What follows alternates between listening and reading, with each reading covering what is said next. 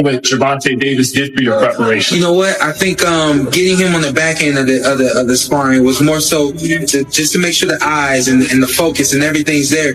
He is one of the sharpest boxers I've ever been in the ring with, and I'm sure it won't change. It won't change much after being in the ring with Terrence. I would imagine that Terrence will be the sharpest, but that boy Tank is sharp. What do you think? Will Tank Davis knock out Jake Paul? That's a question that many people are asking now that they're actually set to fight November 14th. Most people think that the weight disadvantage is going to play a major role in how this fight's going to turn out. Personally, I could kind of see a knockout. We already saw how Logan Paul and Floyd Mayweather did, and that was like the same type of weight difference, I believe. Also, on top of that, any punch could be a knockout shot. It just has to be placed well with time, and we know that Tank has explosiveness and amazing timing and accuracy. So at the end of the day, it's always possible. But do I think that's going to happen? Probably not. I think it's just going to be another Jake Paul decision fest match. I don't think that anything super exciting is going to happen, but it is kind of interesting to think about. Let me know what you think in the comments below. If you do fight, what weight would it be at? 195. It would be an exhibition. Okay, so it was going to be an exhibition, not sanctioned, but no restrictions. You could knock each other out and shit like that. It was going to be at a catch weight of 195 pounds, 10 rounds, 3 minutes. I've been trying to figure this out. Why was I a Tank hater for wanting to see Tank go up 5 pounds to get some smoke with like Teofimo Lopez or something? I just wanted to see him go up 5 pounds and fight Teofimo Lopez. And all of you are saying, you want Tank hurt, Showbiz. You a hater. You want him hurt. Then I'm convinced, okay, he's too small, but he can fight Jake at 195? His footwork, timing, and ring IQ have grown sharper with each fight. Yet Rogan remains clear-eyed. Against Tank Davis, one of the most dangerous knockout artists of this generation, Paul could find himself badly overmatched. Whether it ends in a shocking upset or a brutal reminder of boxing's unforgiving reality, one thing is certain: this fight is going to draw massive attention. A cruiserweight against a lightweight. A showman against a knockout machine. Boxing fans will be watching closely to see if Jake Paul can survive Tank Davis, or if Davis adds another highlight reel finish to his already terrifying resume. Yo, so Jake Paul is fighting Gervonta Davis. I'm serious. It's real. 199 in Paul's last fight, 133.8 for Davis in his last fight.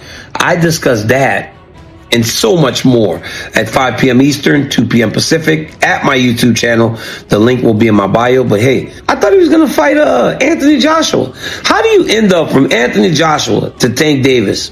I discuss. My brother has an 11-1 boxing record. The one came from a guy by the name of Tommy Fury. Yeah, watch that fight. Jake, obviously, super hungry kid, wants to avenge that loss, but Tommy won't take the fight. When I lost to Matt Serra, I was obsessed of revenge. So one of the sports psychologists, he made me take a brick and wrote the name Sarah on it. So he made me carry a freaking brick in my training bag until the point I couldn't take it anymore. He made me go to the Saint Laurent River and he made me throw the brick. When I did this, it kind of releases me. But my point is that it's awful and it must stink like fucking crazy.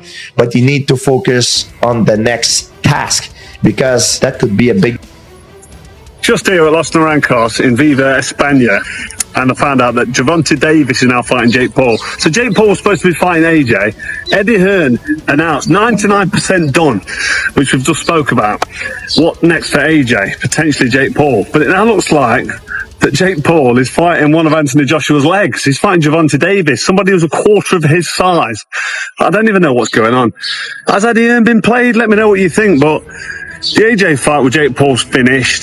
Gervonta Davis, fake Paul, November. I don't know what's going on in the world of boxing. This is an absolute joke. What next for AJ? We'll get into this, and there's so many questions I want to get into in the next episode, but I hope you enjoyed this one.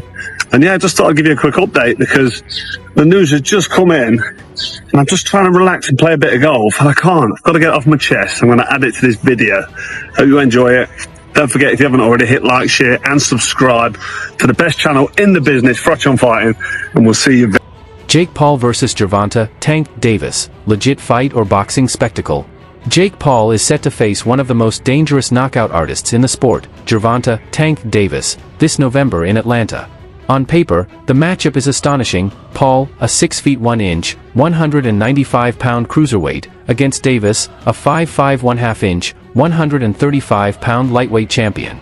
That's a 60-pound weight difference, the kind of gap rarely seen outside of exhibition bouts. The announcement has divided the boxing world. Some view it as a money-grab spectacle, while others argue it's another sign of boxing's shift away from tradition and toward entertainment-driven matchups.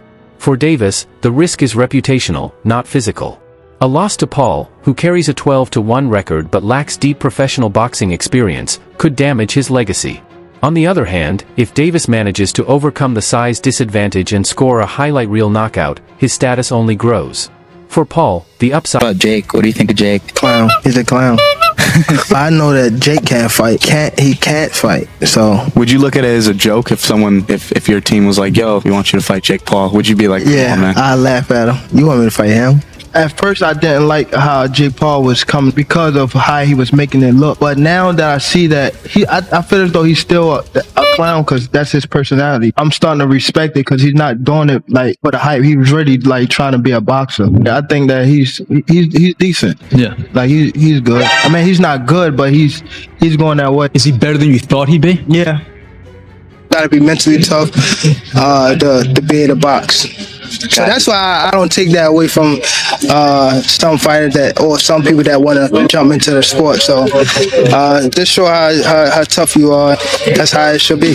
What do you think about Jake Paul fighting Gervonta Tank Davis, despite the huge weight difference? Drop your thoughts in the comments. It is obvious.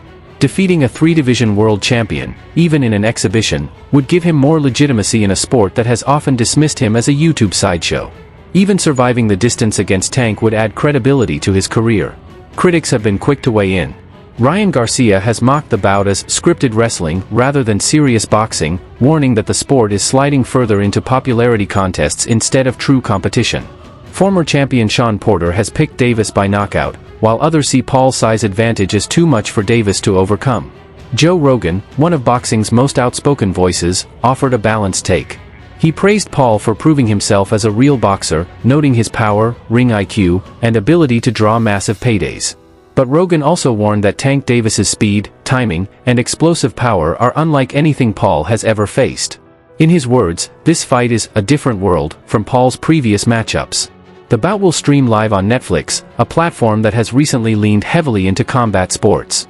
The move all but guarantees a massive global audience, regardless of whether the fight is embraced as competition or dismissed as spectacle.